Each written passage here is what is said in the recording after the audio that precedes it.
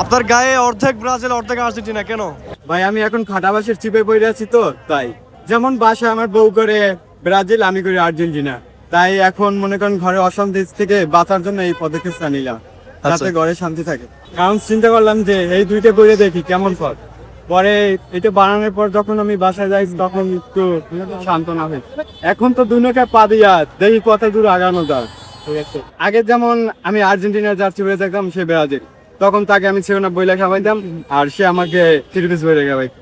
তখন এখন চিন্তা করলাম যে দুজনের ভিতরে অশান্তির চেয়ে একটা কাজ করি, একটু সমাধান আনছি।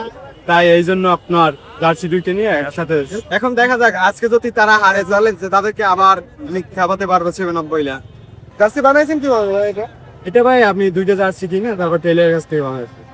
চাইছিলাম প্রিন্ট করে নেবো যাতে দোনো সাইডে স্টপ থাকে, কিন্তু ওইটা আর পাই। মানে আপনি কি কাইন্ড অফ ওয়াইফের প্রেসারে ব্রাজিলের জার্সি একসাথে বানাইছেন? জি ভাই, মানে এখন ঘরে যাতে শান্তি থাকে এই জন্য এই কাজটা করবো। সে যখন রাগ করে তখন আমি একটু ঠান্ডা মেজাজই থাকি, আবার যখন আমি একটু রাগ করি সে হয়তো একটু ঠান্ডা মেজাজ থাকে।